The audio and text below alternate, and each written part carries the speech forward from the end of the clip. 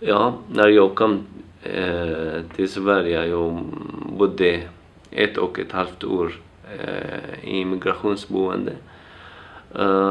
Tills jag fick uppehållstillstånd och jag har hittat också mitt eget boende som jag har flyttat till en lägenhet.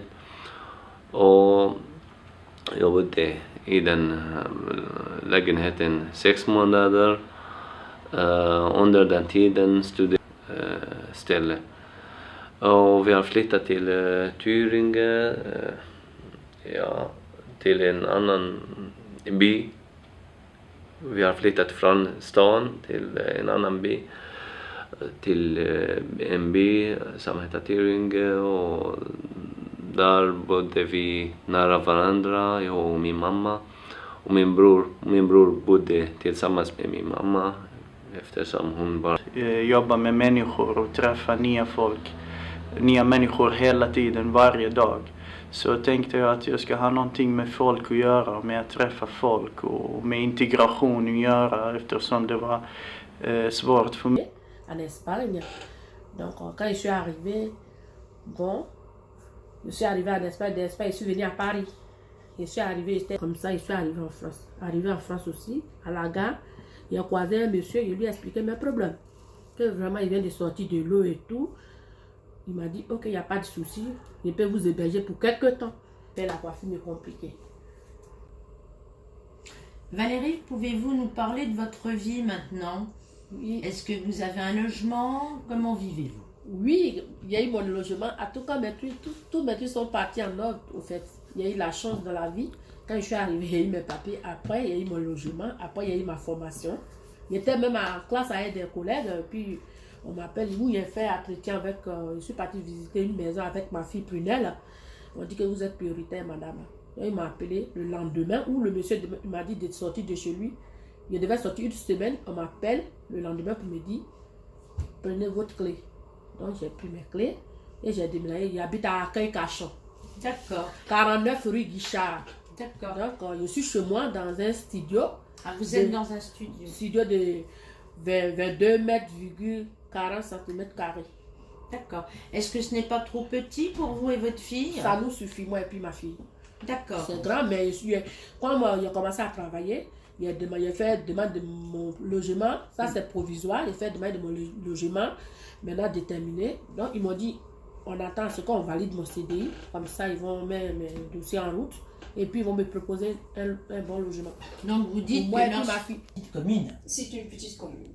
Voilà. J'ai réussi à m'intégrer dedans.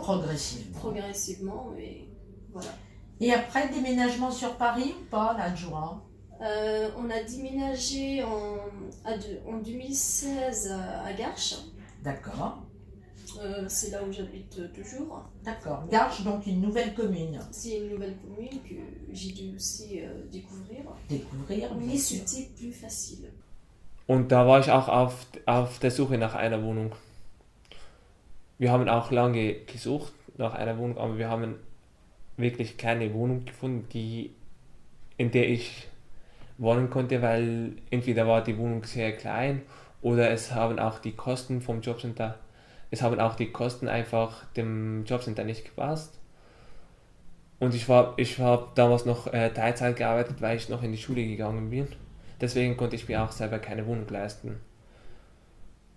Und irgendwie ist die Schwiegermutter von meinem Freund auf die Idee gekommen, dass ich zu ihnen ziehen soll. Und die Idee hat mich eigentlich sehr überrascht am Anfang, weil ich auch die letzten 3 Jahre gewohnt war, alleine zu wohnen. Aber momentan funktioniert das eigentlich ganz gut und sie haben für mich auch umgebaut, dass ich eine eigene Wohnung habe und dass ich einfach meine Ruhe in meiner Wohnung habe. Wir wohnen zwar im selben Haus, aber wir haben 2 getrennte Wohnungen. Ich habe eine Zimmerwohnung mit einer Küche und mit dem Bad, aber das reicht mir komplett aus. Und selbst wenn ich aus dem Haus ausziehen würde, hätte ich mir auch woanders keine größere Wohnung leisten können. Ich habe eine Wohnung über Bekannte und Freunde bekommen Es war am Anfang nicht so einfach, weil die Wohnungen sehr klein waren und die Kosten waren sehr teuer. Aber am Schluss habe ich dann durch die Bekannte eine sehr schöne und gute Wohnung gefunden. Zurzeit wohne ich mit meiner ganzen Familie, kann man sagen, also mit Geschwistern und Eltern. Also bisher bin ich in einer Wohngemeinschaft, aber in einem Monat ziehe ich also ich habe eine Wohnung gefunden, aber bin ich noch nicht umgezogen. Die Wohnung habe ich durch Freunde oder Bekanntschaften habe ich die Wohnung gefunden. Also ich habe lange im Internet gesucht, habe irgendwelche Wohnungen gefunden, aber die Wohnungen passen mir oder meiner Familie nicht, sie sind vor uns zu klein und deswegen konnten wir ein bisschen nicht umziehen. Aber die Wohnung hat eine meiner Freunde gefunden und sie hat mich angerufen und gesagt, dass sie eine Wohnung gefunden hat und dass wir umziehen dürfen. Vor einer Woche habe ich die Wohnung besichtigen dürfen und es hat mir gefallen und es ist groß enough für die Familie und deswegen dürfen wir erst ab dem 15. glaube ich, bis 15. Am Internet gibt es immer gibt es irgendwelche Werbung oder sowas, dass man Wohnungen finden kann. Bei VHS gibt es wie Schwarzbrett kann man finden. Im Asylheim gibt es wie Schwarzbrett, wo Anzeigen gehängt werden, dass man Wohnungen finden kann. Im Landratsamt gibt es auch irgendwelche Wohnungen, wo man nachfragen kann, dass man so eine Wohnung sucht. Wenn es eine Wohnung gibt, das wird man bekommen. Also man kann die Wohnung besichtigen und wenn es man gefällt, dann kann man die Wohnung mit. Ja, das ist, wenn jemand als fremd ist irgendwo in verschiedene oder in andere Länder, natürlich zuerst man muss Beratung und Hilfe von Sozial bekommen.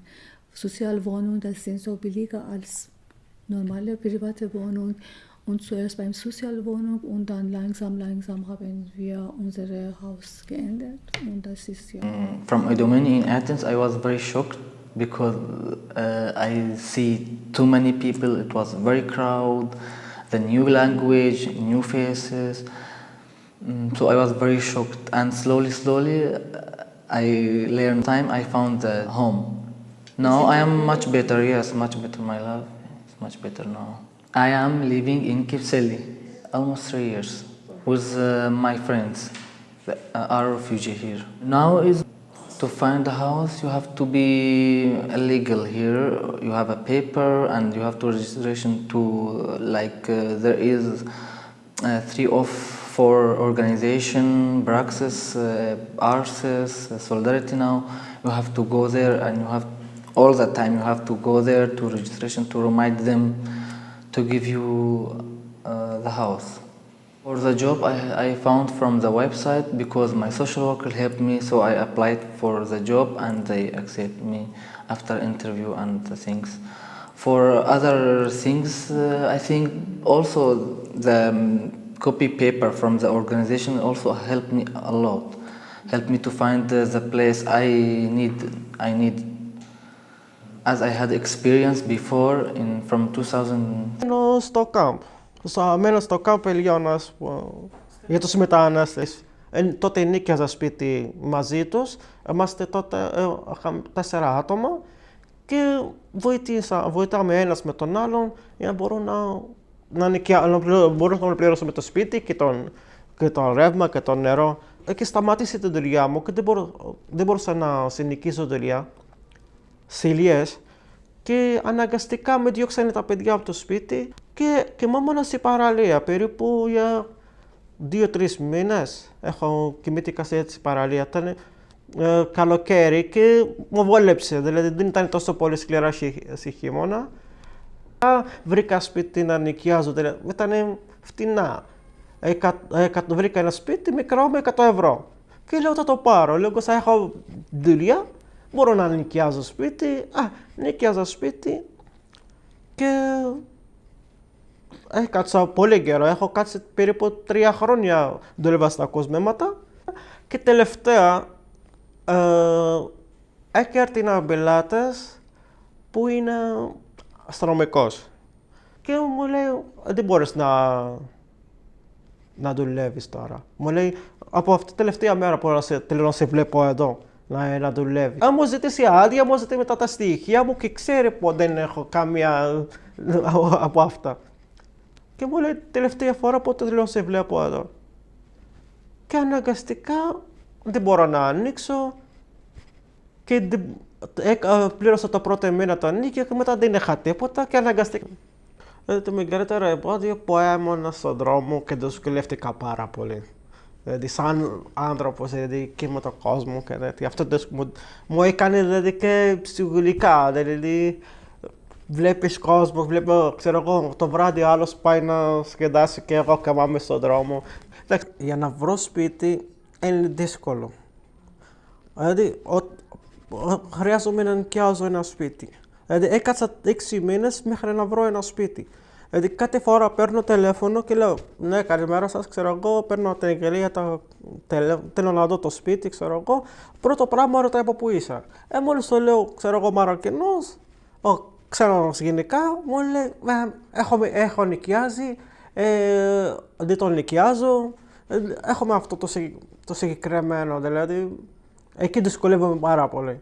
Δηλαδή αυτό που μου κάνει λίγο διαφορετικό, δηλαδή πάω να πληρώσω, δεν είναι για να πω έτσι στο σπίτι και να ανοίξω τις πόρτες και να πω να τα...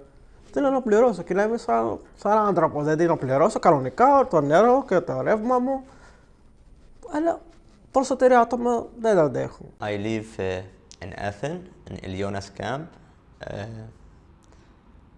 with 6 people in the same container. It's not like house container. Yeah, it's a small container with 2 rooms, one of them big with a kitchen. The other one just for sleep is very small with nothing, no kitchen, no.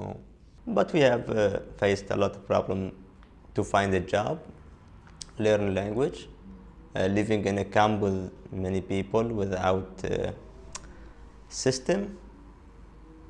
There is too much people, but family, for example, live in luxury for one house. They live in a house, and the guys live in apartment. Sometimes 5, 10 in a small room. We live on 150 euro per month, and if I want to take the salary, I have to wait in my room, and maybe I don't know the specific time. There is no appointment for the employee to come to sign for the money card. To sign on a card, that means I am still here and I live here. And they don't give appointment, so I can wait them in one day. I have to wait maybe 5 days, stay in the container if I want receive. Find, for example, some organization give accommodation for 2 months. That's something I can't depend on it for 2 months because I don't have job. Otherwise, I have to stay in the camp. I go to the organization that's work, everything's volunteering. I know Solidarity now. This is the most famous for the Zimbabwe. It's easy to find the apartment or place to stay if you have job or money. It's easy. But if you don't have, you should go follow the procedure. That's slow procedure on the camp and the